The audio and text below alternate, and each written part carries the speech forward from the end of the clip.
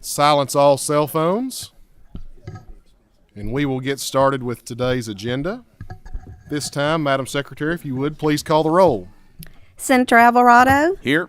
Senator Harper Angel, Senator McDaniel, Senator McGarvey, Senator Nemus, Present. Senator Schroeder, Senator Southworth, Senator Storm, Senator Thayer, Senator Wheeler, Representative Bentley, Representative Bray, Present. Representative Brown, Here.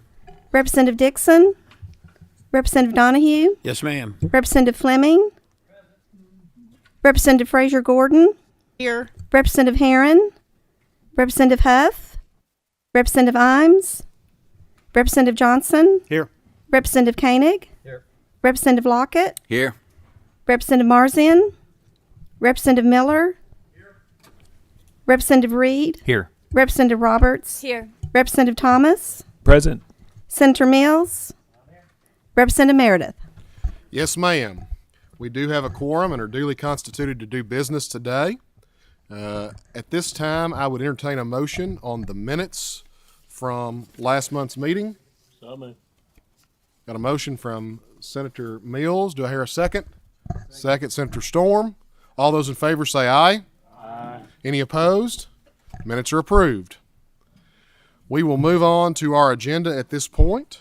I think we're going to start with the SPGE reports first thing and then move into the league's testimony on their agenda after that.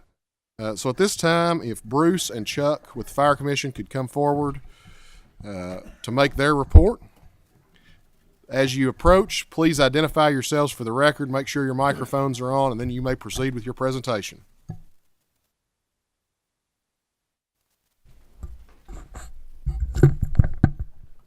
My name is Chuck Bonta with the Fire Commission. I'm Training Records and Compliance Specialist. I'm Bruce Roberts. I'm Deputy Director of the Fire Commission. And I will let Chuck do all the explaining. He is the compliance specialist and does all the records for the auditing. I'll try to make this as brief as possible for you.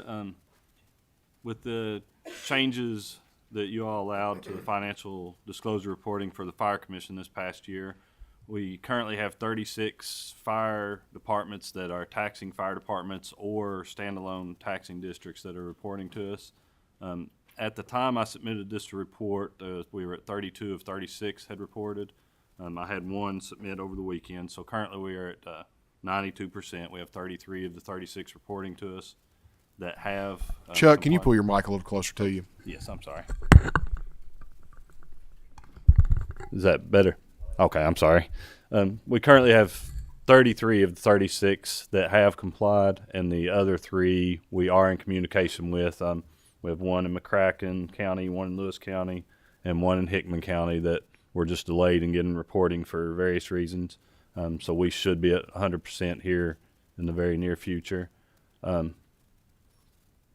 This little section here just gives you a rundown, not of the individual fire departments, but of the average revenues, total revenues and average revenues from the year-end actuals, and then the current year estimates for these districts.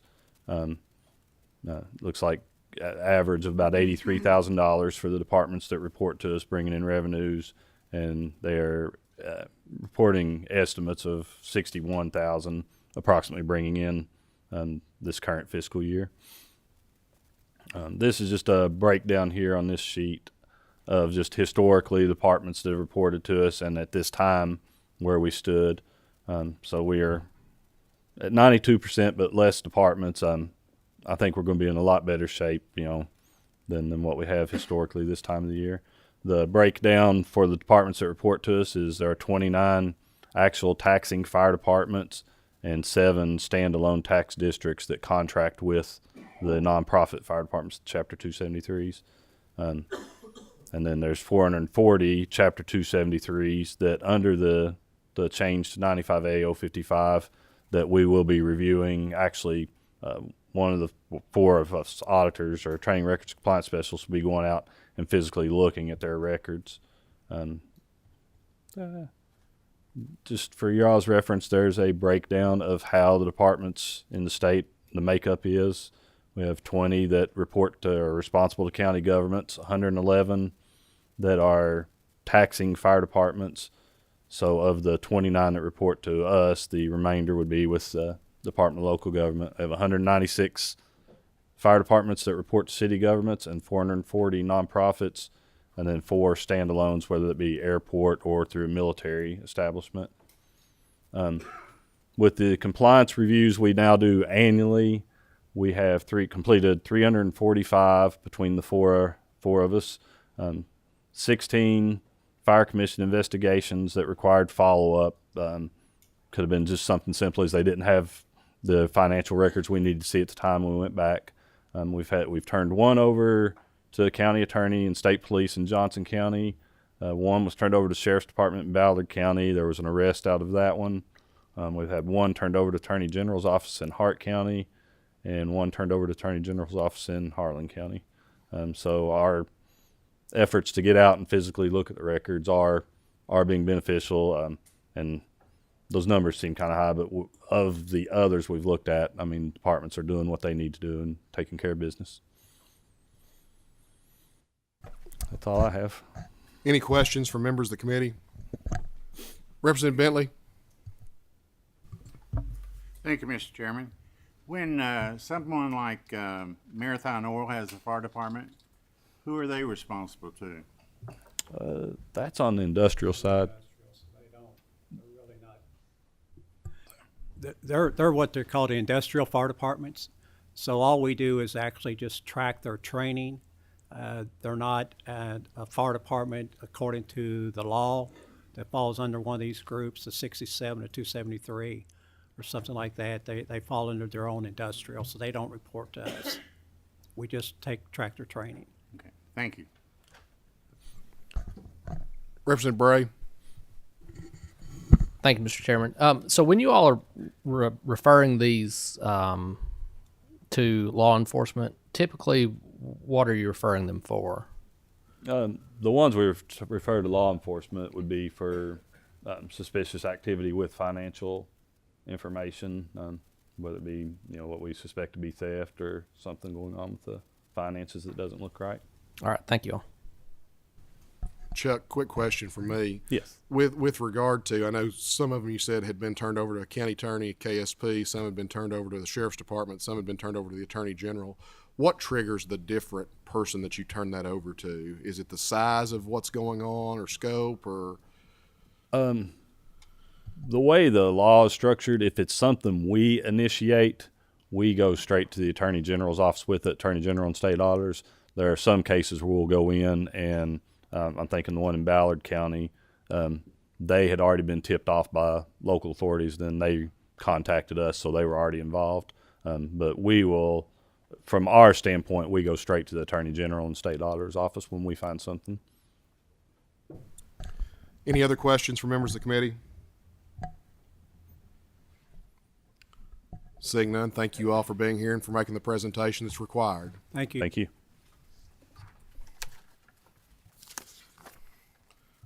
Now, if we could have our folks from the Department of Local Government come forward, we'll let you make your presentation, again required by law.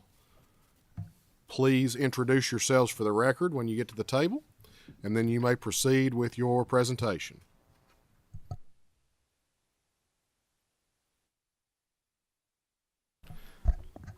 Tammy, get your mic there. I think it's off. Can you hear me now? Okay. My name is Tammy Vernon. I'm with the Department for Local Government. I am the branch manager over cities and special districts. And my name is David Brandon Gibson. I'm a staff attorney with the Department for Local Government. Okay, just give me a second. You all may proceed. Alrighty. And for members who are wondering, the report from DLG is online on their website. It is getting, on our website, it is getting fairly lengthy, so we did not print a copy for everyone, but if you need an Excel spreadsheet copy or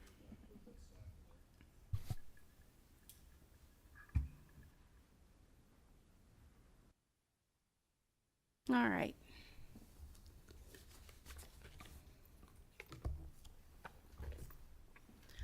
All right. Let me get to the next page. I guess I'll start with this. What are special purpose government entities? SPGEs are independent political subdivisions of the state government, entities that exercise less than statewide jurisdiction and are organized for the purpose of performing specific services within limited boundaries. Tammy, few- pull that mic a little closer. Really? Better? Yeah, there you go. Oh, wow. Okay, do you want me to repeat that or? Okay, we're good? Okay. So a few examples would be libraries, tourism, and extensions. Today, some of our topics for today is going to be about DLG's compliance, also an update on the new SPGE system, and also kind of giving you some stats for the LRC annual compliance report that we submitted. DLG's responsibility per KRS 65A, we are to create and maintain online central registry, online reporting portal, and online public access portal. In addition, we are to monitor compliance, such as track status changes when notified, like newfound SPGEs, dissolutions, and housing authorities, prepare statutory required reports, and activate noncompliance procedures. Now for the new SPGE system update. As you know, in 2020, DLG worked with COT, and we ended up with creating a work order to build a new system for the SPGE program.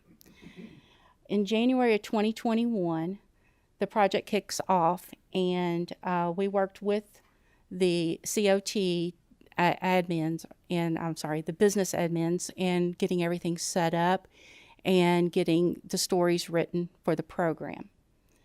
In November, we went live with our very first population, and that would have been your cycle ones, which run from January through December. Those are mostly your water districts. We got them into the system. We had very few issues, if any. They seemed to enjoy it, and everything worked out very well. If we look at this slide that we have here, it shows that the project start date was 1/1 of 2021, and the estimated project end date, which I think was committed a few years ago, is 12/31 of 24, and we still are on target for that. Below, you're going to see what's in process and the different phases. I think at that point in time, I came in and mentioned 6 phases, and this is where we are. Phase 1, which is the SPGE reporting portal, which also included a lot of the foundation work for Phase 3, Phase 4, and Phase 6. With the foundation, what happened was when we went in, we just couldn't focus in just on the Phase 1. We had to bring and build the foundation for the other phases as well. The message center is going to be worked on, I believe, starting the 1st of next year. We're going to be working with the message center, and this message center will allow one-way communications where we at DLG can communicate directly with the SPGE through the application. It will take 60 days to get it built, and then also it will allow us to send out notifications to the SPGE and keep track of when notifications were received and read by the SPGE.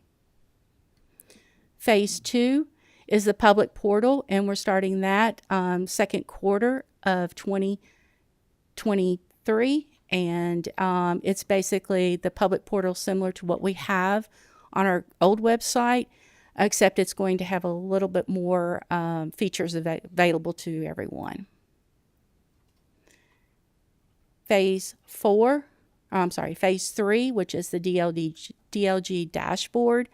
That is what we use internally to process grant exemptions, to be able to put SPGEs on hold, go through the newfound process, and all that. Phase 4 is the compliance piece. That's basically the statute-driven deadlines, and it will allow us to be able to determine where areas of district types, which would be like, say, I'm not going to give an example, let's say an SPGE group is having issues, we can offer a little bit more training for them. Phase 5, which is reporting, it's ad hoc reporting. That's upon demand. If we have the information available to us, we can pull reports and as well as data and provide that to open records request or what have you. Phase 6, which is the training portal, we've already started that. That's where we can do group training for specific district type. Also, we can do webinars, interactive training, classroom signups. And then, of course, ongoing maintenance and updates for feature requests, status changes, and statute changes and other. Okay, Phase 1 release calendar. What I'm about to show you is what COT and DLG has worked on. Anything that you see in blue means that it is currently live and in production.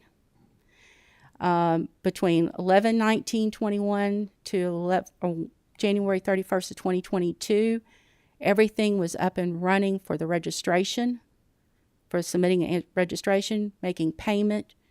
Also, their budgets for non-enterprise, for enterprise, and for the water district form. In addition to that, there was quite a few updates for allowing SPGEs to log in and being able to have access to just certain areas within the system.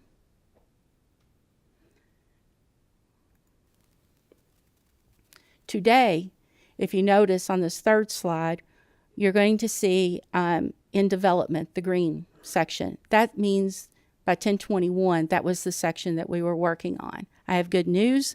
The LRC report final that's in blue should be green because I was able to submit that.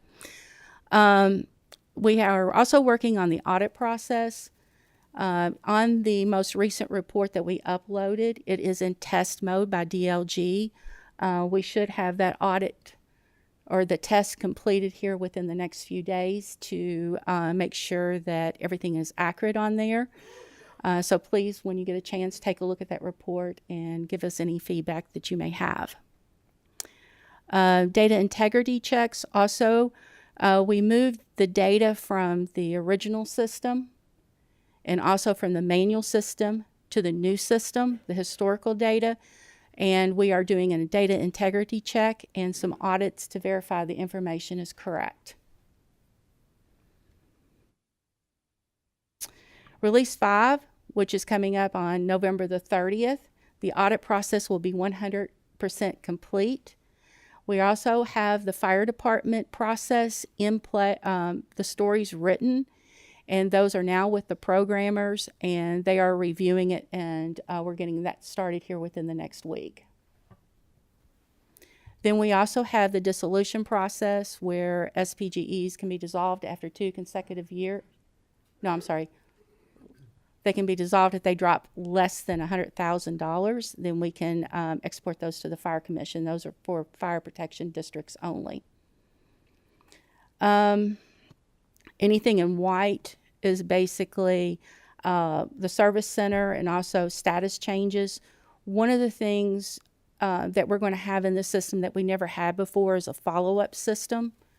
That's where if we do change somebody's status, say to be dissolved, they're in like a temporary position, we're looking at it, we can add notes to it and have follow-ups out there that the system will automatically notify us 14 days prior to the date and let us know that, okay, have we received anything on that or not? So it's a nice little follow-up system that we're going to be having built in. Release 6 is basically the grant exemption form. We have the form, which is the budget forms. What was happening under the old system was we had a hard way of determining whether or not the exemption figures were in their budget. So we have set our own line item on the budget form that basically says from the grant exemption form, and they must add that to that. And let's see. Release 8 is talking about municipal utilities. Okay, the training. Okay, that's the big thing. The training, we did reach out to all active SPGEs for training, and we took them through. We used Microsoft Teams, and we worked with them by district type, and as well as those that didn't have as many district types of the same. We kind of consolidated those, and that went real well. We also videoed it, and we do on our website have one of the videos for training of the new system. If you guys are interested, you can check that out. Let's see, the next release after that will be 228, and that's getting into like the ethics ordinances and so forth. And then release 10, which will take in declassifying an SPGE that is in our system by error. Also, the newfound process, getting that set up. And let's see if there's anything else on here. And then there's going to be a transition time that I mentioned earlier of 60 days that we're going to be building the message center.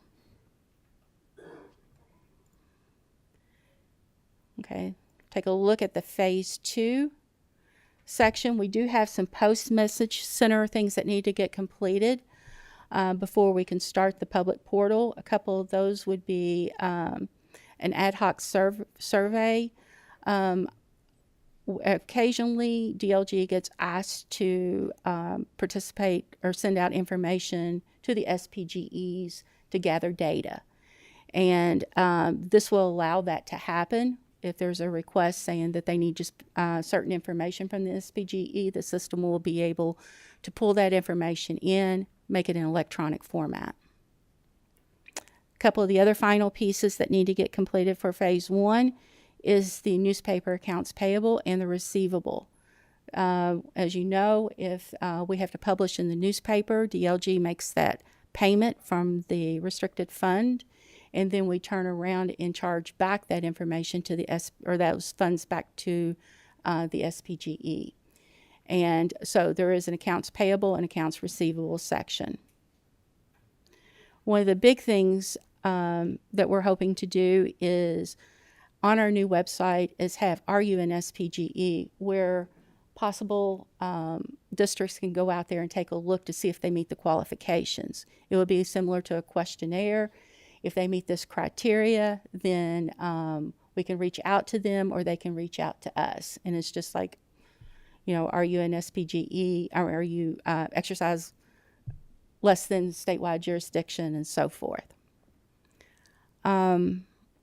We have a couple oversight agency needing access, specific access to the system, and that is going to be granted. Also area development districts, because they do assist in compliance as well, and that will be granted. In phase 2, which is the public portal, it's basically looking at historical and new data, and you'll be able to view and download that. It should be in CSV files, and it will include data such as the registration data, the budget data, audit data, compliance data, and survey data. Now, the compliance report. We did send a compliance report over, I think it was it Monday? I think it's when we sent that over.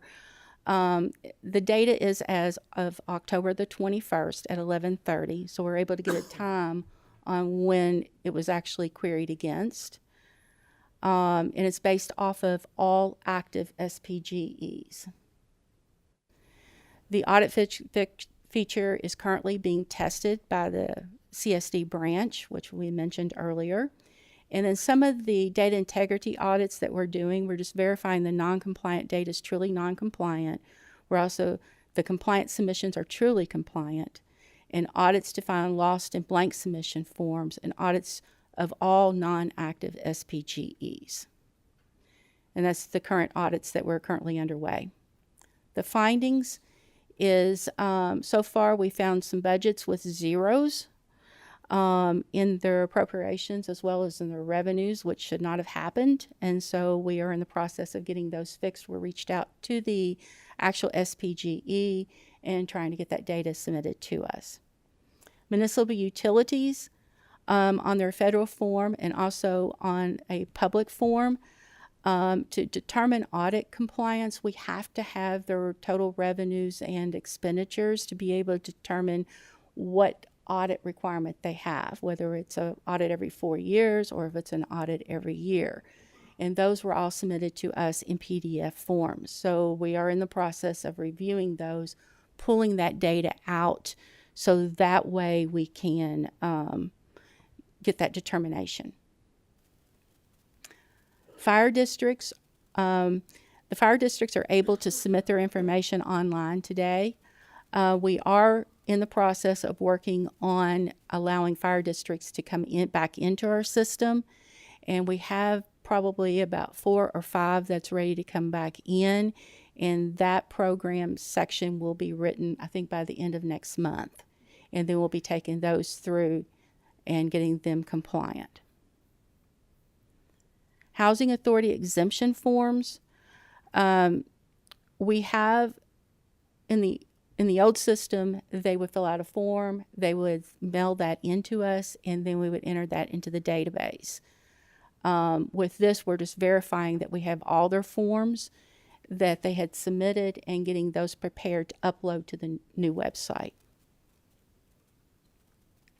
If you're taking a look at the actual file that I had sent over, if you look at column D, that provides the SPGE's current compliance.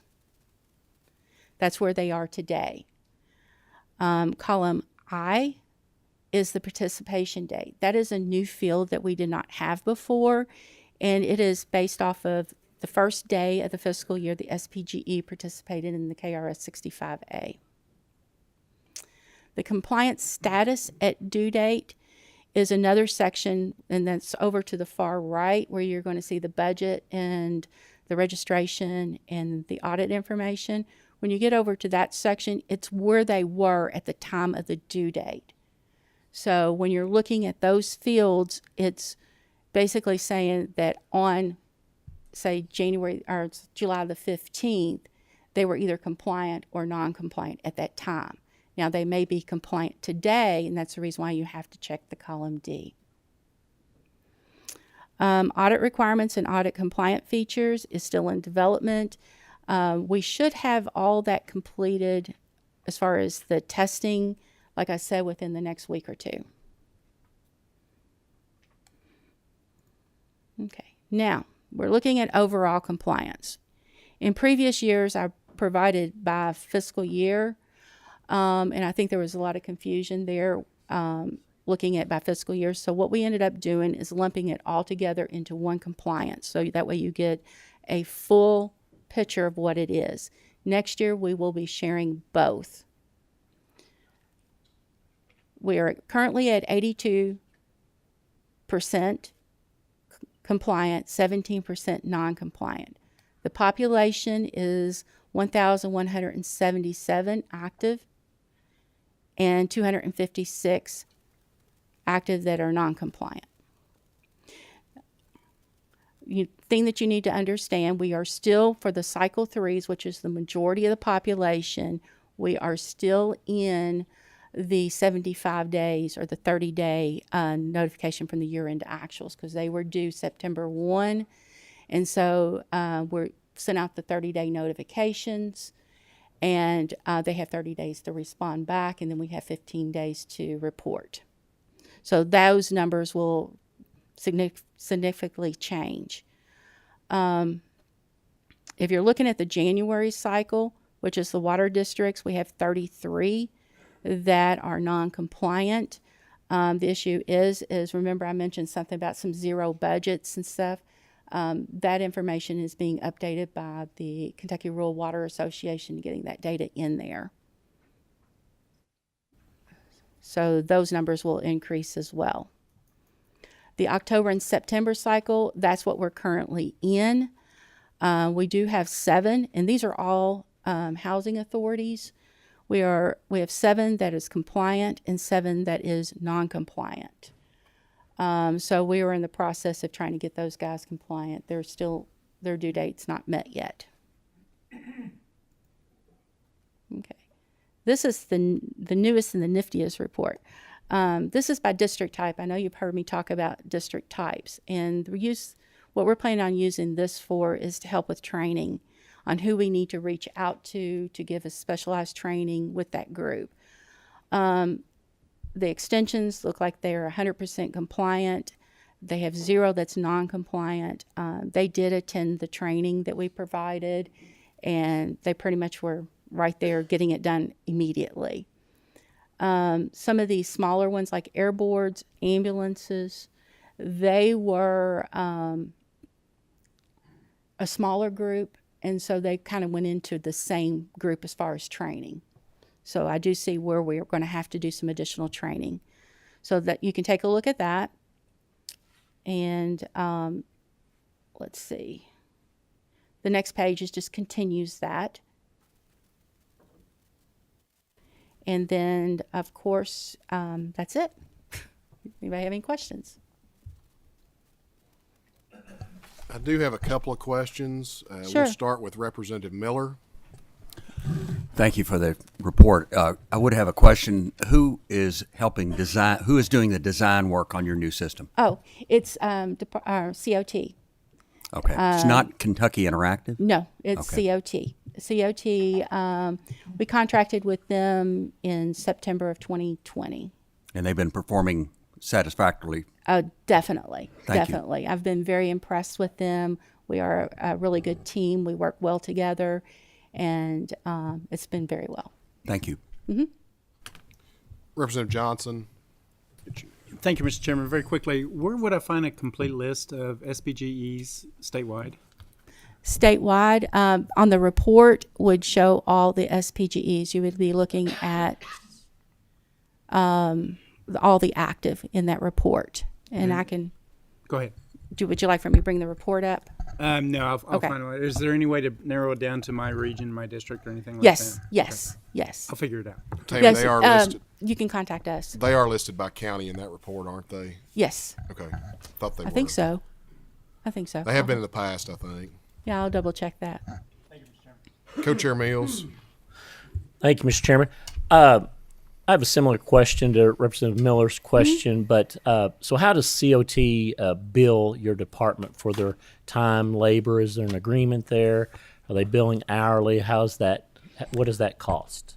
There is an hourly fee. The project manager is one fee, and then the programmer is a different fee, and then there's a different fee for the BAs.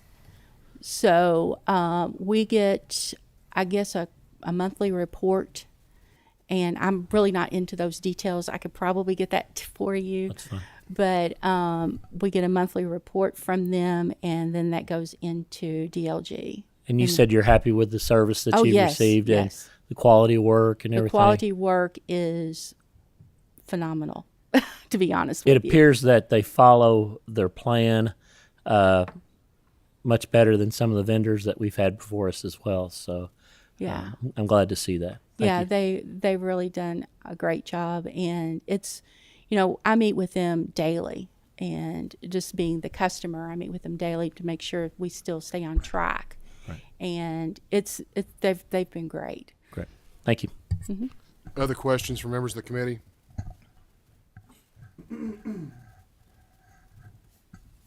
Don't see any. Thank you very much. Okay.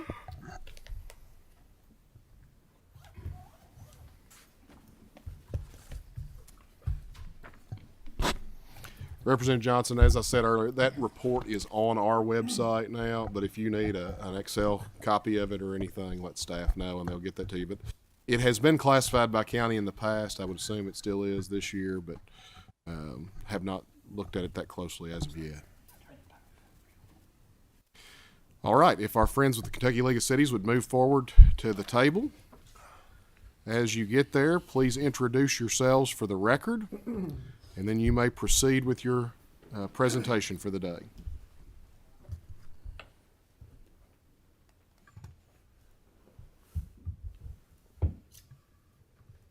Is that right, Mark?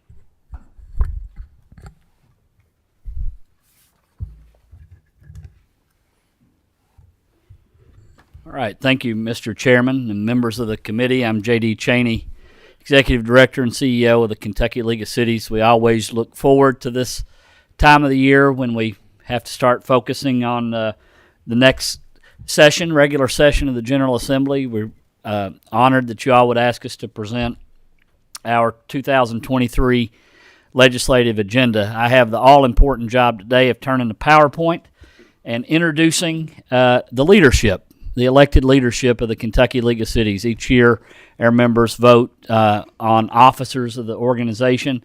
This year, they have selected Mayor Jim Hamburg from Southgate to be our president, and Mayor Mike Hughes from the city of Auburn down in Logan County to be our first vice president. They also elected Mayor Rita Dotson from Marshall County, city of Benton, to be our second vice president. So they're going to do the bulk of the talking today. I will tell you, in case you don't know about our process, we have about a 65-member board. It kind of fluctuates based on our bylaws. 65-member board. We have every size of city represented, every form of government, every affiliate association, like the clerks and the attorneys. They meet and they put issues on the agenda that they think that the legislature needs to fix or at least look at, that they would like to see addressed in legislation. Now, Brianna and I thought after last session, thanks to you all gave us a really good legislative session last year from a city perspective. We were a little optimistic that maybe we would be down to 1, 2, 3 top issues that are having a hard time crossing the hurdle, but our board never disappoints. They just replenished with 25 more issues. I guess that's good, solid employment. Some of these things, though, you've heard about multiple times that you're going to hear, especially Mayor Hamburg, as president of the league, focus on. Some of these issues we would call less controversial, smaller issues that cities need to be fixed in order to put them in a position to where they could be more competitive, more responsive to their constituents. And just so you know, everything that guides their board's decisions always comes back to that fundamental belief that local decisions are best made at the local level. That flexibility and responsiveness of city leaders to be able to respond to their constituency. So with that, I will turn it over to the Mayor of Southgate, KLC President, Mayor Jim Hamburg. Well, thank you, JD, and thank you all for letting us be here today. We do appreciate your time more than you know. As JD said, we've got an active agenda, so I'm going to go ahead and begin here, if you will. He's going to be so kind as to turn the pages for me. So, cities matter. More than half of Kentucky's population, is 56%, live in a city. About 75% of all economic activity in the Commonwealth occurs in cities. 4 out of 5 jobs in Kentucky are in cities. About 40% of Kentucky's cities operate a public drinking water utility. 45% operate a municipal sewer system, and dozens operate either an electrical or natural gas system. The KLC Board of Directors consists of city officials and representatives of organizations that serve cities. Every item in the legislative agenda will help city officials serve the public more efficiently at the local level so they can build the desirable and vibrant communities that the public expects in who we serve. When cities succeed, Kentucky succeeds. Our top priority is revenue diversification. The KLC's highest legislative priority is to equalize and modernize city revenue options. Cities are revenue limited and must have the ability to generate the funds required to pay for the services our residents expect of us to maintain if Kentucky wants to continue to grow and prosper as cities and within the Commonwealth. House Bill 8 began the process last year with a focus on state taxes. It's now time to modernize local taxation. A 130-year-old section of the Kentucky Constitution impedes the legislature's ability to reform local government tax policies comprehensively. Revising the Kentucky Constitution would bring local government revenue collection in line with the 21st century. Section 181 of the Constitution limits cities to raising necessary revenue primarily through a few options. Those include property taxes, roughly 25.3% of city tax revenue, occupational taxes, roughly 58.2% of city tax revenue, and some franchise fees and user fees. These are a few other there are a few other taxes, but they are not available to every city. 16.4% of city tax revenue is made up of insurance premium and lodging or restaurant taxes. Cities are forced to heavily rely on tax revenue largely generated from productivity. That means residents, businesses, and workers solely fund everything, including police, fire, parks, streets, and community activities. These are all services that our residents depend upon.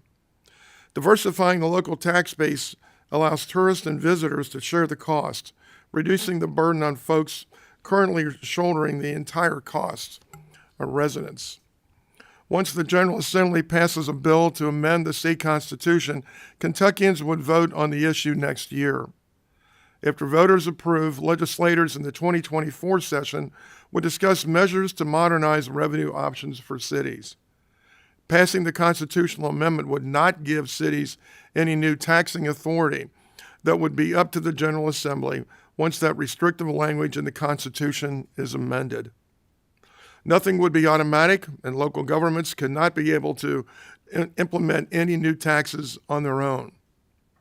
That would still require additional legislative action. In addition, cities do not have the ability to impose a restaurant tax, continue to seek equality with their sister cities to be able to have this important revenue option in their communities. Currently, only cities that were formerly classified as 4th or 5th class cities have this option. Transportation funding. Prioritizing transportation and modernizing Kentucky's funding mechanisms for local streets and bridges. Quality and availability of city roads are essential for economic development and play a key role in the livability of a city and a community. Cities spend more than $340 million a year to maintain and build streets. Cities spent nearly 60% more on streets in fiscal year 2020 than in fiscal year 2010. It's a big number. Local tax dollars represent 4/5 of what cities spend to maintain streets. Kentucky cities maintain more than 10,000 miles of public streets within the Commonwealth. Kentucky city streets average a 40-year replacement cycle, which is double what the industry standard is today. Currently, motor fuel taxes are the only portion of the road fund shared with local governments. 48.2% goes to the city, state, and rural roads. Most of that is divided through the formula of fifths, established in 1948. Let me explain. The calculation heavily favors rural areas. 1/5 goes to counties equally. 1/5 is based on rural population. 1/5 is based on rural road miles. 2/5 are based on rural land area.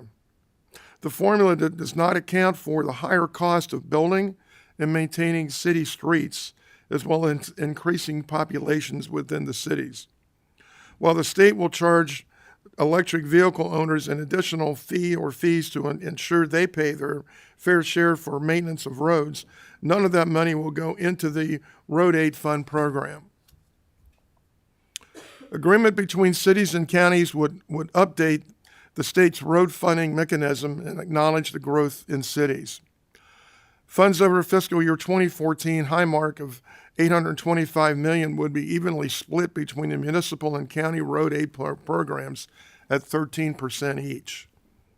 It will hold counties harmless while helping provide the critical funding needed to maintain the city streets and bridges that are instrumental to economic development and quality of life. Economic development. Economic development remains a top priority for cities and KLC. Why?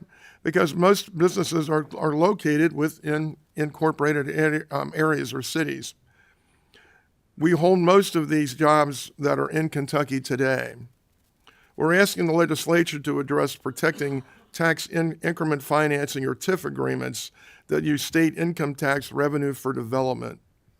House Bill 8 in 2022 established a series of incremental tax cuts to the personal income tax rate if Kentucky hits specific benchmarks. The first cut takes effect in January, reducing the rate to 4.5%. KLC supported this transition to make our state and communities more competitive, with the caveat that the General Assembly would address the adverse impact on already negotiated and approved TIF agreements with state participation. As the individual income tax declines, it will leave several cities without the state revenue that was anticipated when the state's anticipated publication, when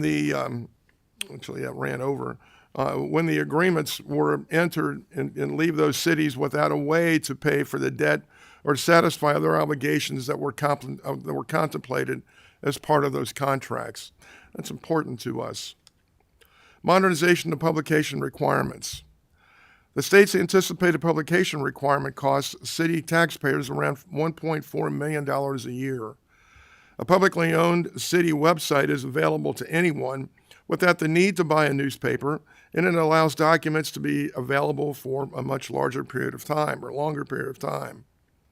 House Bill 195, a KLC initiative that legislators passed in 2020, allows local governments and counties that have a population of 80,000 or more to publish documents on their website. It covers 145 cities in 9 counties, but smaller communities, which often deal with the most limited budgets, must continue to redirect tax dollars to local newspapers. The rest of Kentucky's cities are seeking equality so they can use alternative options to keep their citizens informed. Now I'd like to introduce Mayor Mike Hughes of Auburn, who is the Kentucky League of Cities' first vice president. Mayor Hughes. Thank the members of the committee for allowing us to testify today and allowing me to run down the remaining 2023 KLC agenda. Substance abuse remains a top priority for cities, as it has a devastating impact on our cities and all of our communities. Overdose death increased nearly 14.5% in 2021. That was after a 50% increase in 2020. 2,250 Kentuckians died by overdose in 2021. KLC supports legislation that addresses the criminal aspect of substance abuse and those that take a proactive stance on treatment, rehabilitation, training, and especially workforce reentry. Property tax notification. Cities that collect their own property taxes seek to help from PVAs and others to ensure more current property ownership information is received in a timely manner. Right now, that information is up to a year and more in arrears when we get it as a city. Cities would also like to see legislation passed that would streamline the process for proposing a tax rate that would generate more revenue than 4% above the compensating rate if they chose to do so. A few pension issues need addressing in 2023 session. I'm sure you've heard that before. CSRS administration, we're seeking legislation to put the Kentucky Public Pensions Authority auditor under the authority of the KPPA Board of Trustees instead of the executive director. This would create a more streamlined reporting process. We would also continue to monitor the independence of CSRS and KPPA administrative expenses paid by the CSRS in the local pension system's operations. DROP retirement is another pension issue. Cities hope to pursue a deferred retirement option plan known as DROP for CSRS to help with recruitment and retention. A DROP establishes a process for employees to lock in their normal retirement while earning additional lump sum payments without paying into the retirement system. The additional lump sum payments typically get added to the monthly pension benefit that the employee would otherwise receive. We're looking to address an issue with code enforcement fines. Cities are seeking legislation that would allow local government to add unpaid code enforcement liens on property tax bills and amend the mass foreclosure statutes that exist to allow it to be used on code enforcement liens. Alcohol licensure quality equality remains a top issue. Senate Bill 29, a 2019 KLC initiative, allowed cities with a population of less than 20,000 to impose an alcohol regulatory license fee to offset the additional policing and administrative cost. Again, as an issue of equality among our cities, our members are seeking to level the playing field for all municipalities to ensure taxpayers don't incur an unfunded burden. Paramedic and EMT training is a top concern. The Kentucky Board of Emergency Medical Services recently moved paramedic training into a more of an academic setting instead of vocational. The new academic setting has caused major training delays. We're seeking legislation that would change how KBEMS certifies paramedics and EMTs to make it easier to find qualified candidates. We continue to see local communities deal with defunct homeowner associations and planned unit developments that don't cover maintenance of common areas. After several years of trying, KLC members continue to want legislation that helps with this problem. We would like to remove cities from the residential bidder preference requirement and exempt contracts with community-based charitable organizations from the bidding requirements in the local model procurement code. Cities are requesting that a proposed increase in wholesale water rates between municipal utilities and regulated utilities be escrowed during a period of appeal to the Public Service Commission, so taxpayers do not lose out on the potential revenue. Legislation is needed to protect citizens from utilities violating franchise agreements. The current law requires utilities to maintain a franchise agreement with local governments in their service area, but the law does not provide any penalties if the utility fails to enter into agreements, so they simply do not reply to your emails. We're also seeking an update to the current notification period. KRS 96.010 requires all parties to be notified on the sale of a new franchise 18 months before any existing utility franchise expires. This has caused significant delays for some cities, and a shorter expiration period is desired. The Kentucky Education and Workforce Collaborative needs a city representative in the group because cities are vital to implementing effective workforce development programs. The collaborative currently includes representatives from state and county governments, the business community, and the education sector. There are a few city election issues. We need to clarify that county clerks are not required to post the party affiliation of nonpartisan candidates. Senate Bill 216 from the 2022 session requires county clerks to post the political affiliation of candidates even if the candidate is running in a nonpartisan city election.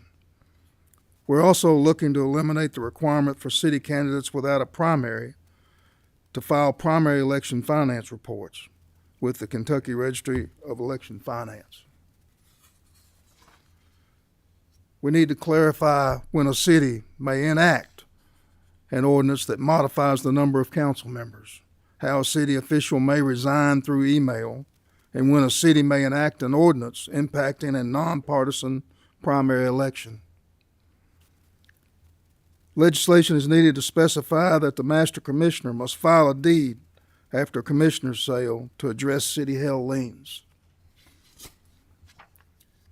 Cities are seeking an amendment to KRS 67.790 to allow the sharing of tax-related information amongst entities for auditing purposes. Current state law prohibits the ability of a county government from sharing tax information with cities. Historical horse racing brought in $6.8 billion in Kentucky in fiscal year 2022. House Bill 607 in the 2022 session ensured an equal tax rate for the state, but did not clarify city taxing authority for historical horse racing facilities at existing racetracks. Cities need to be able to apply occupational license taxes to historical horse racing facilities located at a racetrack like HHR facilities not at a track.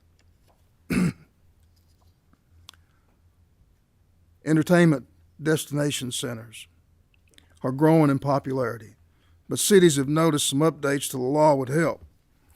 We would like to be able to allow patrons, if authorized by the city, to carry alcohol beverages into retail shops with the EDC, if the business approves.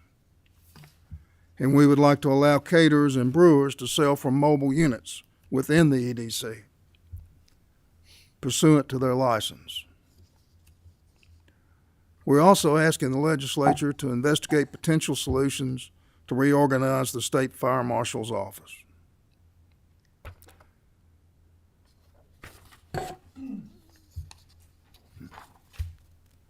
We would all like to see you to join us on February the 22nd for City Night. Look forward to seeing you all there. I'm sure you'll hear more about the agenda as we move forward. That starts at 4:30 p.m. and we're going to be, I think, where are we, down at the Carter Center? History Center. At the History Center downtown is where we'll be. So hopefully you'll put that in your calendar. Start at 4:30 p.m. Love to have you join us for City Night when we have the representatives from across the state, and our board, our executive board will be here too as well. So hope that you join us. Chairman, that concludes their testimony. I am certain there are a couple questions, just judging from the thing. We're happy to answer any of them. That's not at all ambitious, JD, from an agenda standpoint.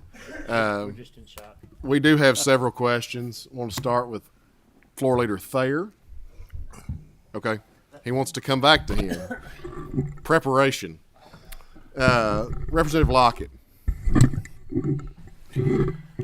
Well, I want to start off by saying thank you for this, as they said, ambitious report. I could probably ask questions about this all day long about certain things.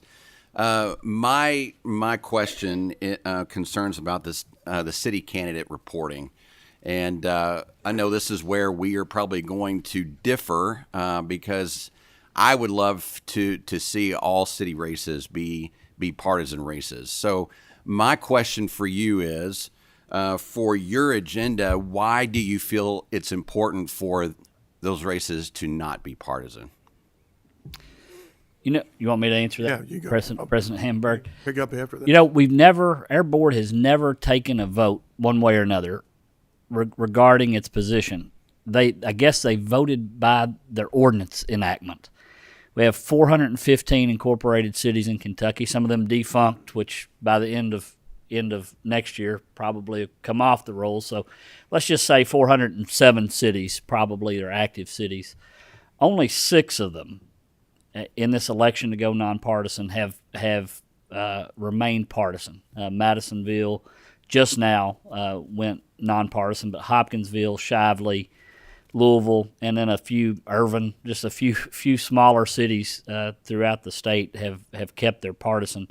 So at the local level, they've made that choice through the enactment of ordinance. The agenda item that the board brought up was about primary election filing. Right now, I think the KREF, and I think y'all may have highlighted this at a committee hearing maybe a couple weeks ago, is not clear that a city that has eliminated primary elections, and many cities have done that through the state, doesn't have to file election reporting, even though for a primary election, even in a city that's eliminated the primary. And probably a little more than half of Kentucky cities have eliminated the primary election, given the number of candidates. You think about the number of small cities in Kentucky.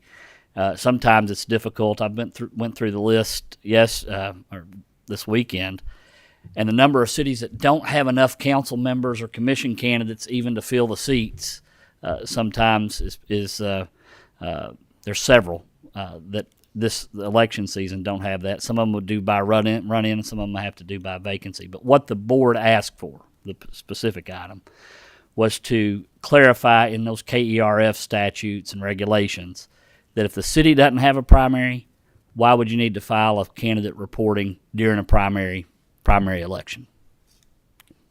Thank you. Senator Alvarado.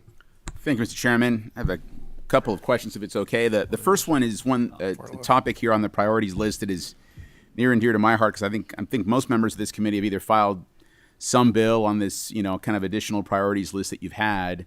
And so one of the ones that I've been filing year after year is the Planned Unit Homeowners Association bill. Got a hearing last year, one of our committees. We're hoping to have another hearing here soon next month to kind of give an update on that. I was hoping you might be able to provide members of the committee here I can talk to people individually, and there are people that oppose this, but how big of a problem this is. I don't think folks realize, I wasn't aware as I dug into this more, how many lawsuits there were in my district over homeowners associations that had gone bad, people that had started one up, they went defunct, golf courses that turned into weed jungles, basically. People lost value on their homes.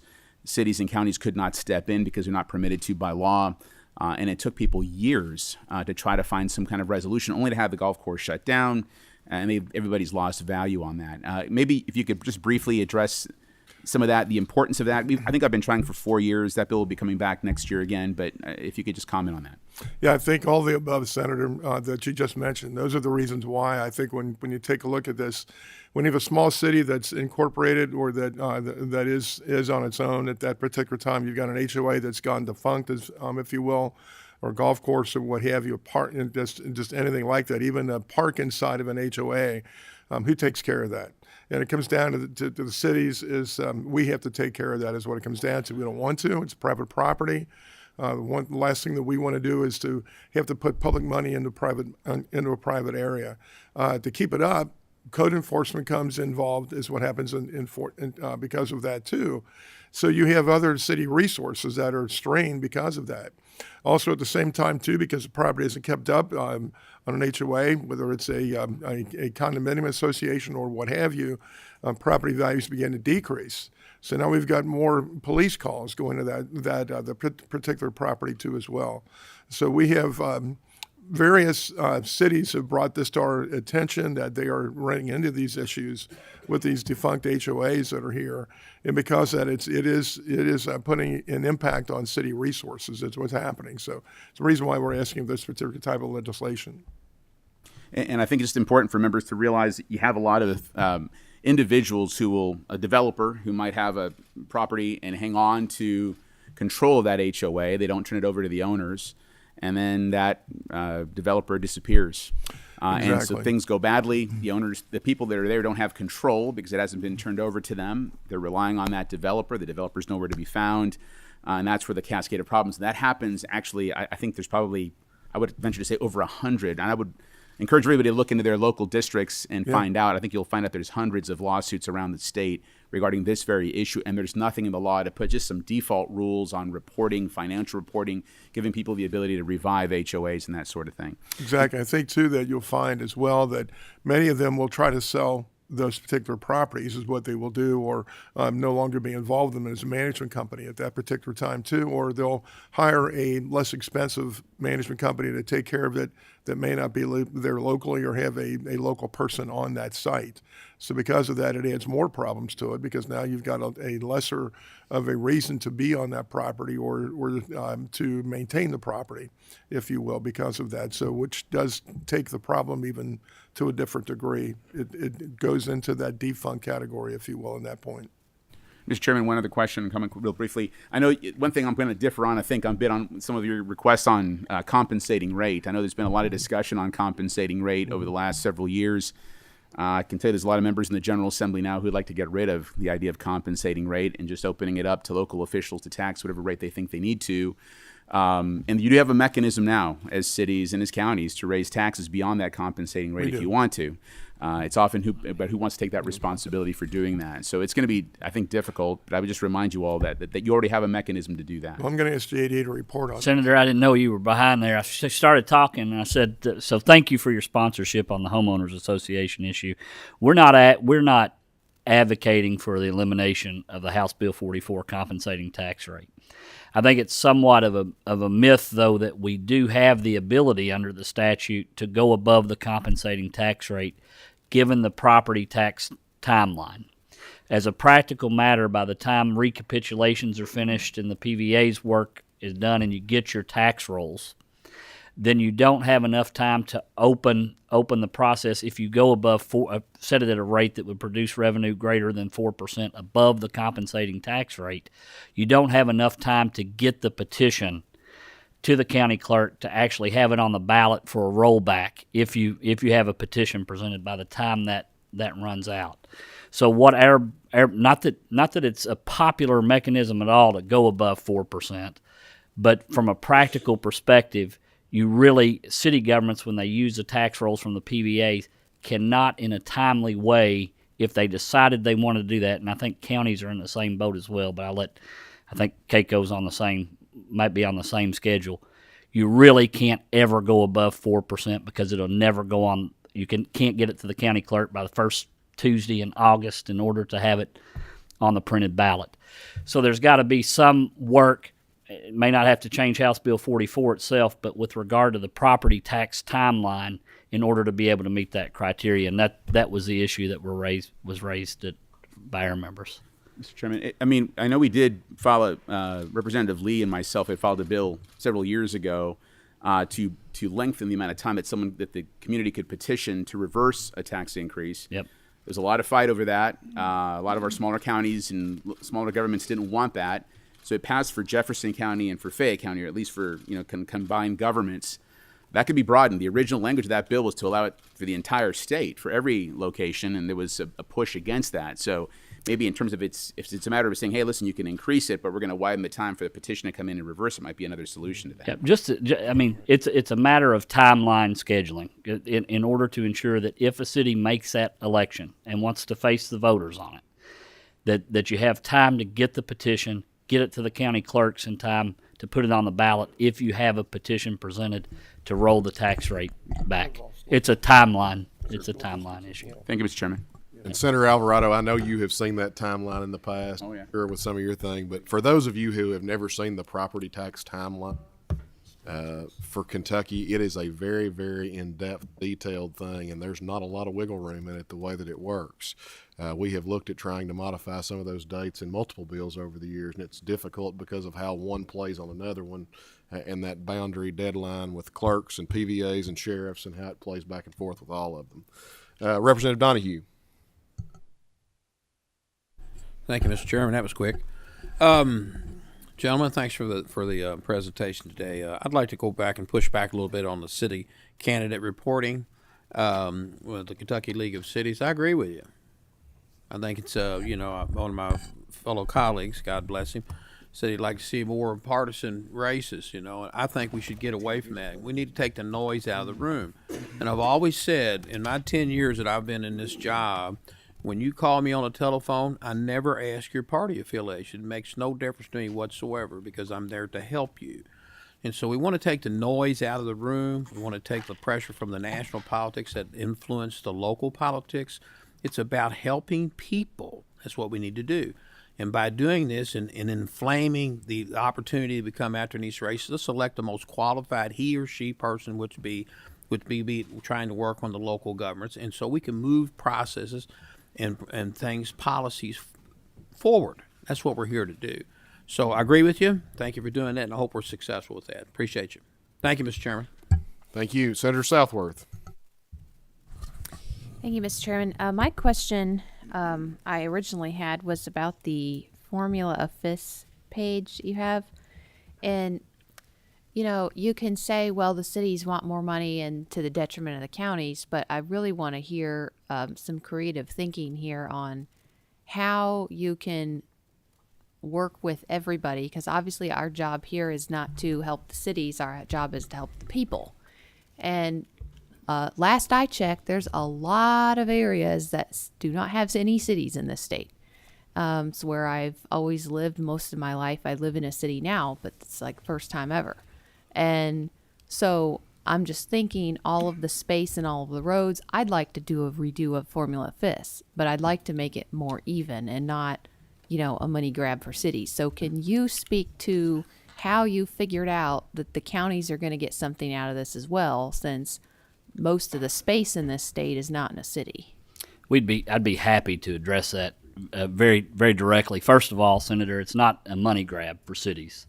The proposal that we have was entered into with the Kentucky Association of Counties to look at a high mark in terms of the state receipts from the gas tax, and that going forward they would continue to receive the proportionate amount that they receive for rural and secondary roads. There was an acknowledgement that if that base grows, and that's a big if right now, given the situation, that if that base grows, it would be corrected going forward if it goes above $825 million in receipts, acknowledging the fact that it does take, we have curbing, guttering, other issues that cost about 25 to 40% more per mile of city street to repair than it does county roads. But this has not become a city v. county issue for us. We've gone to the table on this multiple times with Representative Santoro, all in agreement about how to address that and create a fairness going forward so it is more balanced.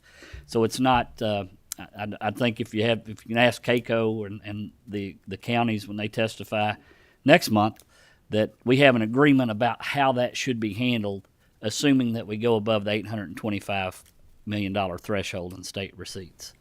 I appreciate that. It sounds more of like a temporary quickie than it does an actual good solution for long-term policy, because 825 is going to then need a CPI on it. And then we're going to need to say, well, that's not the right number because asphalt's gone up 150%, not with the CPI or whatever. And so I'd like to see a little better long-term policy planning on that instead of for this year versus next year, so that in perpetuity we have a good formula that works for the nature of our states and our roads. That is a fair point on policy going forward, Senator. Threshold being met.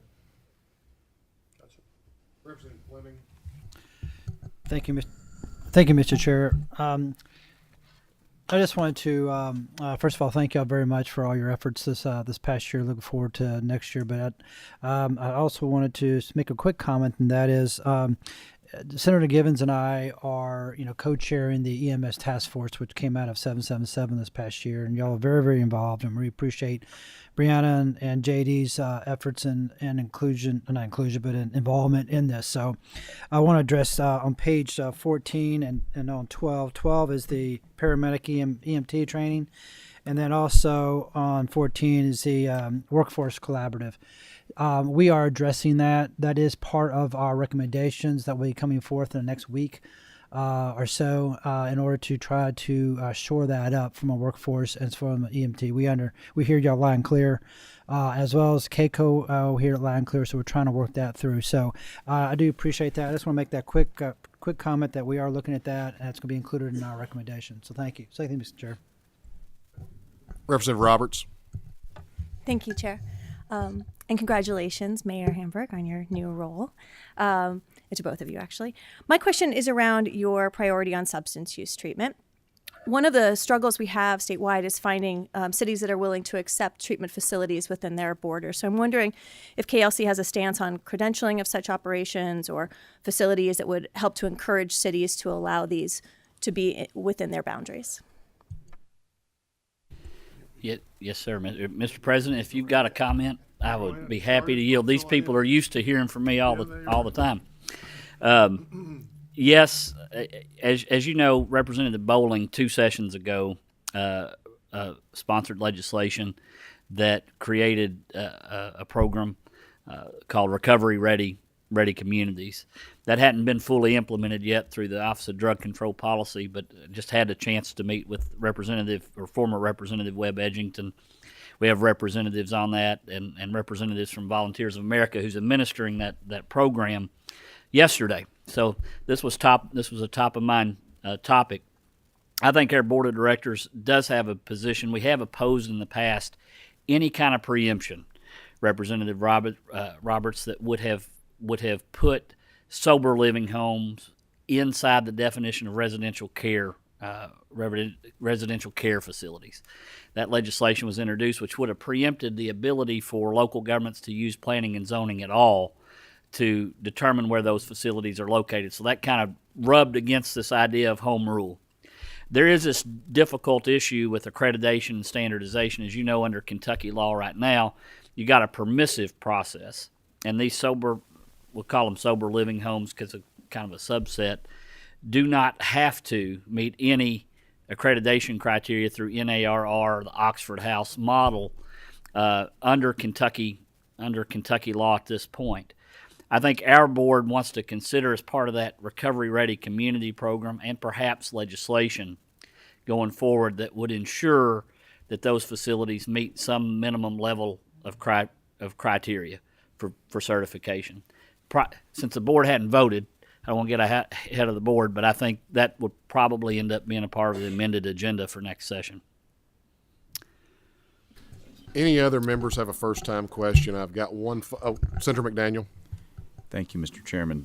Just briefly, JD, how many members did you say you're on your board again? About 65. It kind of fluctuates, but 65 is I'm glad you limited to each of them for 2 priorities to bring to the General Assembly today.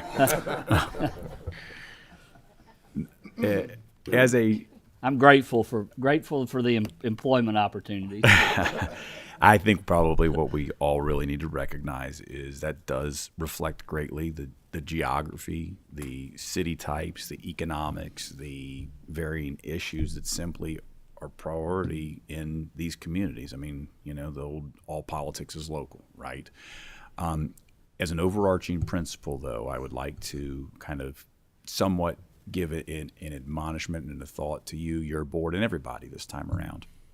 It doesn't take some kind of an experienced demographer or pollster to recognize the number one issue that everybody cares about right now in the most localized place, which is their house, is inflation. Between gas and food and rent and insurance and on and on and on, it's crushing folks right now. We all know that. And so I think you will find in this session in the General Assembly an exceptional sensitivity to any expanded or increased taxing authorities. So just know that going in, that we hear a lot about this. We're very sensitive to it, and I think elected officials at every level would be wise to be sensitive as they move into 2023 about what's really affecting households in the Commonwealth and around the nation. And gentlemen, I do thank you for your service and your time. And JD, I appreciate you keeping the priorities to a minimum. Thank you, Senator. Any other questions or comments from members of the committee? Seeing none, Mr. Floor Leader, you wanted the last word. Thanks, Mr. Chairman. I appreciate that. I think I've been on this committee longer than anybody, so today feels a little bit like Groundhog Day. Some of this information is new, some of it's not. I'm going to thank my colleague, Chairman McDaniel, for summing up one of my bullet points. He's exactly right, so I'm not going to expound on that. I do want to agree with Representative Lockett. If it were up to me, city council, school board, and judicial races would all be partisan. It's the number one thing to give people information about who they're voting for.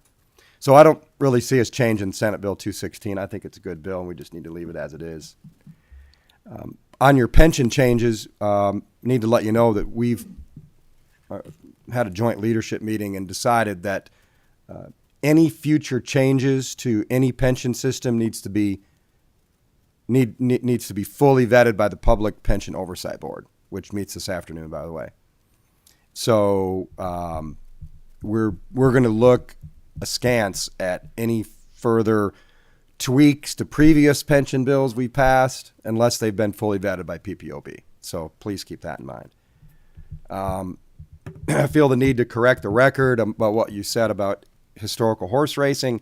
It did not bring in $6.8 billion. That's how much was wagered. And for all of you who paid attention to our excellent meetings last interim on the pari-mutuel wagering task force, you'll know that 92% of what is wagered on historical horse racing is returned to the bettors in the form of successful winnings. So that's $6.2 million returned to the public. Over $800 million of that was the state excise tax, and it will continue to be an increased funding source for the general fund. We're not going to do anything else on it, historical horse race taxation. So I would just encourage you to to not pursue that. Tell your mayors in Corbin and Franklin, they ought to be really grateful for the money that's being spent to build a new racetrack in Corbin and expand Kentucky Downs to a year-round racing, gaming, and hotel location that's creating a lot of jobs in their communities. So I'm going to be pretty skeptical about that. We gave you the ability in the last session where there are track extensions with historical horse racing for a local option tax to be applied. But racetracks themselves have been exempt from the occupational tax via statute for decades for a reason. And it's because, as noted, and you can read the report, the racing industry is taxed coming and going multiple ways, and we don't need to be going after our signature industry in that way. The other thing, and Chairman McDaniel sort of alluded to that, we've, Mr. Chairman, members of the committee, we've kind of gotten away from the original intent of the 30-day legislative session, which has only been around for 20 years. It took a constitutional change. And everybody wants to act like it's this sped-up version of a 60-day session. And I've talked to Leader Rudy about this. We've passed a lot of bills in the last few years. I think it's time for us to take a pause. And before you file a bill, consider, we've lived without it for 230 years. Can we make it through another session without having that bill? And so I'm going to ask you to take a look at this, really figure out, and I understand you've got a 68-member board that you've got to live with, and I understand that's your governing authority, but we have a governing authority too, and it's the people of this Commonwealth who probably feel overly taxed and overly burdened by the actions of the legislature. And I think all of us, interest groups, people advocating for bills, bill sponsors, ask yourself, is this something we really can't live without? And if we can live without it, let's just take a pause. We've passed a lot of bills lately. 30-day session was not meant to be a mini 60-day session where there's a race to pass as many bills as possible and keep a scorecard on who's successful and who's not. End of rant. Thank you, Mr. Chairman. Thank you very much. Any other? I don't think we have any other questions. I gave everybody the opportunity for those. Our next meeting will be November the 15th, same time, same place. Co-Chair Mills will be chairing that. Do you have any comments, Co-Chair? No. If not, do I hear a motion to adjourn? Got a motion? Do I hear a second? All in favor? Any opposed?